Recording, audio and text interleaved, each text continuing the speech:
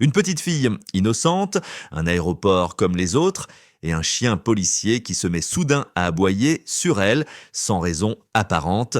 On se demandait si le chien était devenu fou ou si quelque chose de grave se tramait, mais la vérité cachée dans ce sac rose allait ébranler non seulement la sécurité d'un aéroport, mais celle de tout un pays. Le plus choquant, tout cela à cause d'une petite fille qui ignorait tout du jeu auquel elle participait. Restez avec nous car cette histoire incroyable vous laissera sans voix. Avant de commencer, n'oubliez pas de liker et de vous abonner et surtout, je suis curieux, d'où nous regardez-vous ? Indiquez votre pays dans les commentaires. J'adore voir jusqu'où voyagent nos histoires. C'était une matinée banale à l'aéroport de Lyon-Saint-Exupéry. Les haut-parleurs diffusaient des annonces impersonnelles. Les valises roulaient sur le sol brillant. Les enfants s'agrippaient à leurs parents. Les files avançaient lentement vers les contrôles. Rien ne laissait présager ce qui allait se produire. Puis soudain, un aboiement sec, féroce, inattendu, tout s'est figé. Un berger allemand, musclé, au pelage sombre, tirait violemment sur sa laisse. Son gilet noir de chien policier brillait sous les néons. Diesel, le capitaine Arnaud Lefebvre, resserra aussitôt sa prise. Son instinct prit le dessus. Diesel n'était pas du genre à faire du zèle, jamais. Mais là, il aboyait comme s'il essayait de hurler une vérité que personne ne comprenait encore. Son regard perçant était rivé sur une enfant, une petite fille, pas plus de 8 ans, rousse, les yeux grands ouverts, pétrifiée. Elle tenait contre elle un sac à dos rose bonbon, trop grand pour elle. Ses bras le serraient comme une bouée de sauvetage. Elle tremblait. Les larmes coulaient déjà sur ses joues rouges. C'est juste mon cartable. Je comprends pas. Pourquoi il fait ça ? Sa voix était si faible qu'on aurait dit un souffle. Les passagers autour reculaient prudemment. Certains filmaient, d'autres murmuraient. La peur se propageait comme une onde invisible. Mais Arnaud, lui, n'écoutait plus rien. Ses yeux ne quittaient que pas Diesel parce qu'il savait ce n'était pas une erreur, ce n'était pas une crise. Diesel n'aboyait pas pour faire peur, il avertissait. Et dans cette seconde suspendue, le temps sembla s'arrêter. Pourquoi il attaque une gamine ? La phrase s'éleva d'un souffle parmi les murmures. Déjà, les agents de sécurité formaient un cercle autour de la scène. Les regards se tournaient vers la petite fille. Le malaise était palpable. Des passants filmaient avec leur téléphone. Certains chuchotaient, d'autres reculaient, craignant une menace invisible. Mais Diesel ne lâchait rien. Il grognait, tirait encore sur sa laisse, son museau tendu vers le sac à dos rose. Arnaud luttait pour le retenir. Doucement, calme, mon grand, calme. Mais Diesel n'écoutait pas. Il était tendu comme un arc, chaque muscle prêt à bondir, chaque fibre de son corps hurlait le même message, danger. La petite fille, elle, n'avait pas bougé. Elle pleurait à chaudes larmes, la voix étranglée par l'incompréhension. Je vous jure, c'est juste mon sac, c'est maman qui l'a préparé ce matin, j'ai rien fait, rien du tout. Arnaud sentit quelque chose se crisper en lui, ce n'était pas de la peur, c'était plus ancien, plus profond, l'instinct. Diesel ne s'était jamais trompé. Arnaud s'accroupit lentement, cherchant le regard de l'enfant. « Où est ta maman, ma puce ? Elle est partie acheter les billets. Elle m'a dit d'attendre ici, elle revient bientôt. » Arnaud fronça les sourcils, son regard glissa vers le sac. À première vue, un simple cartable d'enfant. Mais en l'observant de plus près, une couture sur le côté, trop fraîche, bâclée. On ne touche pas au sac, pas encore, préparez le scanner. Tout de suite, capitaine. Diesel émit alors un gémissement, un son plaintif, presque douloureux, comme un chien qui sait mais ne peut expliquer. Le scanner portatif fut installé, glissé délicatement au-dessus du sac. L'écran clignota une première fois, puis une image apparut. Et en un instant, l'atmosphère de l'aéroport changea du tout au tout.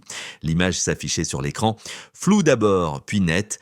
Sous les peluches, les crayons et les cahiers d'enfants, une fine couche de tissu dissimulait des formes géométriques. Trop nettes, trop alignées. Arnaud s'approcha lentement, zoom un peu, là, le technicien obéit, des composants métalliques, des microcircuits, intégrés dans une doublure, un compartiment invisible à l'œil nu, rien qu'un enfant pourrait remarquer. Et pourtant, bien là, Arnaud sentit l'air changer autour de lui, comme si l'oxygène s'était évaporé.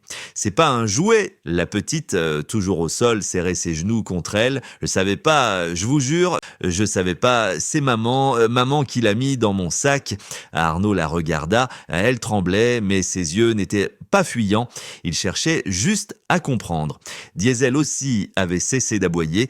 Il observait. Il savait que la menace n'était pas l'enfant. Et puis une voix. « Ne lui faites pas de mal, c'est ma fille !»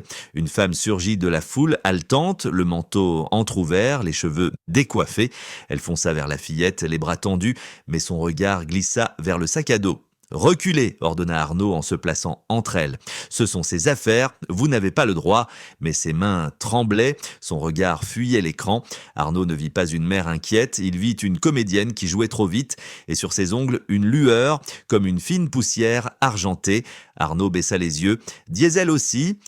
Le berger allemand grogna, bas, grave, prêt à bondir. « Expliquez-moi ce qu'il y a dans ce sac maintenant. » Elle baissa les yeux, se figea, puis à mi-voix, presque étouffée. « Vous comprenez pas ?» Sa voix se brisa. « Si je parle, ils me tueront. » La lumière crue tombait droit du plafond, une pièce nue, glaciale, table métallique, 2 chaises, pas un bruit à part le bourdonnement sourd de la ventilation. D'un côté, la femme, menottée, les traits tirés, le regard fuyant. De l'autre, la petite, assise, toujours agrippée à son sac, les yeux éteints, comme si elle attendait encore qu'on la réveille de ce cauchemar. Entre elles, un gouffre silencieux. Arnaud ne disait rien au début. Il laissait le silence faire son travail, il observait, puis calmement, « Qui vous a demandé de faire ça ?» Elle détourna les yeux, murmura. « Mon mari est parti l'an dernier, il a tout laissé, les dettes, les huissiers, les menaces. Ils savaient, ils m'ont trouvé, ils ont dit que ce serait simple, de l'électronique. » Elle essayait de se justifier, mais ses mains tremblaient. Diesel, lui, était resté près de l'enfant, couché, alerte, ses yeux fixés sur la mer, il ne la quittait pas des yeux. Dans la salle voisine, les experts passaient le contenu du sac au crible. Les résultats s'affichaient en temps réel, pas de simple circuit. Des modules de transfert discrets, sophistiqués, capables de contenir des téraoctets de données cryptées, et parmi eux, un composant plus large, différent. Un agent le scanna, il pâlit. « Capitaine, celui-là contient des codes d'accès internes. Passerelle, porte sécurisée, système de commande à distance. » Arnaud se redressa. Son regard se durcit. Ce n'était plus une simple affaire de contrebande. C'était une infiltration, une tentative de pénétrer le système depuis l'intérieur. Et à cet instant précis, Diesel se leva, oreilles dressées, corps tendu. Il grogna, pas sur la mer, mais vers la vitre, derrière eux. Quelque chose clochait encore, le silence pesait dans la pièce, figé autour de cette vérité qui ne voulait pas encore sortir, puis une voix d'enfant, faible, presque un souffle. C'était pas maman, tous les regards se tournèrent vers elle. Elle serrait son sac, les yeux rivés au sol, comme si elle avait brisé une promesse sacrée. « C'est pas maman qui m'a donné les cartes brillantes. » Arnaud s'approcha doucement. « Qui alors ?» Un long silence, puis elle leva les yeux, hésitante. « Dans l'avion, maman est allée aux toilettes. » Et il y avait une dame, elle a dit qu'elle était une amie de maman, mais elle m'a dit de ne pas ouvrir le sac avant qu'on soit arrivé, que c'était une surprise. Arnaud sentit un frisson le traverser, il s'accroupit pour être à sa hauteur. « Tu te souviens de cette dame ? À quoi elle ressemblait ?» Elle avait les cheveux tout noirs, elle sentait comme des fleurs et elle avait un badge, comme vous. Le souffle d'Arnaud s'arrêta une seconde, un badge officiel. Il se redressa d'un coup, Diesel grogna, il fixait la vitre teintée de la salle d'observation. Immobile, tendu, quelqu'un passait, une silhouette féminine, élancée, manteau sombre, cheveux noirs.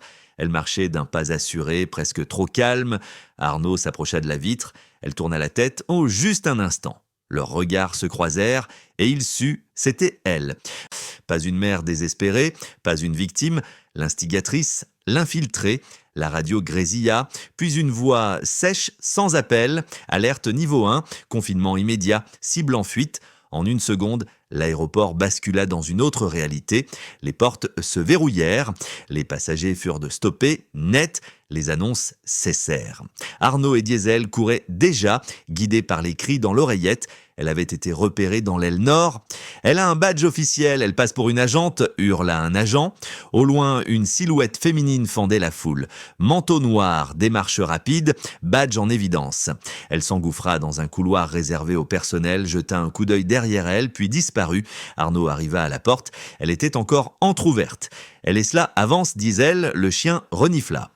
Un mélange puissant, parfum floral et cuir synthétique. La piste était fraîche, au fond du couloir, un uniforme de nettoyage traînait sur un banc, le badge avait disparu. Elle s'est changée, elle se fond dans le décor, ils la retrouvèrent près d'un monte-charge, elle tourna la tête, vit Diesel et sans hésiter, lança un petit boîtier au sol, un nuage épais s'éleva en un instant, fumée dense, suffocante. Arnaud Toussa recula, les agents étaient désorientés, mais Diesel, lui, plongea droit dedans, on entendit un cri, une lutte, un coup sourd, puis un froissement brutal de tissu. Quand la fumée se dissipa, elle était là, plaquée au sol, le bras immobilisé sous la mâchoire de Diesel, elle ne criait pas, elle ne se débattait plus, elle souriait. « Ce que vous avez vu, murmura-t-elle, ce n'est que la surface. » La pièce était la même. Mais l'atmosphère, elle, avait changé. La femme était assise, menottée, le visage marqué, mais le regard intact, froid, insondable, presque supérieur, elle ne tremblait plus. Arnaud, debout face à elle, croisait les bras, sa voix était calme, tranchante comme une lame. Vous infiltrez les aéroports, vous utilisez des badges volés, vous cachez des données dans les sacs d'enfants, vous savez ce que ça veut dire. Elle le fixa sans ciller, puis haussa à peine les épaules. Vous arrêtez une cellule, 10 autres prennent sa place. Son ton était glacé, presque désolé. Vous coupez une tête, 10 repoussent. Arnaud fit signe à un agent. Un dossier fut posé sur la table. À l'intérieur, une photo, celle d'une employée d'entretien de l'aéroport, officiellement décédée dans un accident 6 mois plus tôt. Même visage, même yeux. Sauf que cette femme-là était censée être enterrée. On sait qui vous êtes vraiment, ou plutôt qui vous n'êtes pas. La femme détourna enfin le regard, une fêlure, et dans un souffle à peine audible, il y a d'autres sacs. Le silence se fit, Arnaud se figea. Où ? Quel vol ? Elle ne répondit pas, mais c'était trop tard. Il attrapa sa radio, la voix dure. Tous les terminaux, vérification immédiate de toutes les valises enfants en partance, activer les unités K9, maintenant. Derrière lui, Diesel s'était déjà levé, corps tendu, regard vif. Il n'aboyait pas, mais tout en lui disait une seule chose, ce n'est pas fini, les secondes comptait. Arnaud courait, radio à la main, Diesel en tête, nez au sol, les sens en alerte maximale. Porte 18. Un sac abandonné près de la passerelle, cria une voix dans l'oreillette, où Diesel aboya 3 fois. Son signal d'alerte. Le sac rose semblait banal. Mais à l'intérieur, encore une fois, les mêmes micropuces, le même motif, la même intention. À peine neutralisé, un autre appel, porte 22. Même profil, encore un. Identique, les passagers étaient à évacuer dans le calme. L'aéroport entier fonctionnait comme un seul organisme tendu vers un seul but, empêcher l'impensable, et Diesel, lui, fonçait d'une porte à l'autre sans faillir, comme s'il savait qu'il n'y aurait pas de seconde chance. Quand enfin le silence revint, il était presque l'aube, l'aéroport respirait à nouveau. Arnaud s'adossa à un mur, éreinté, Diesel s'assit à ses pieds, haletant, le regard calme, puis un cri. Une femme, les larmes aux joues, courant à travers la zone de sécurité. « Emma !» La petite se leva, sa couverture glissa au sol. « Maman !» Elle courut dans ses bras, les deux tombèrent à genoux, enlacés, comme si le monde autour pouvait disparaître. Diesel les regardait en silence, et il comprenait. Arnaud s'agenouilla, sa main se posa doucement sur la tête de son partenaire. « Tu as encore sauvé une vie, mon grand ?» La petite s'approcha, les yeux pleins de lumière. « Maman dit que t'es un héros. » Diesel pencha la tête, son regard était doux. Arnaud sourit. Parfois, le plus grand des enquêteurs n'a besoin que d'un cœur et de 4 pattes. Si cette histoire vous a touché, partagez-la.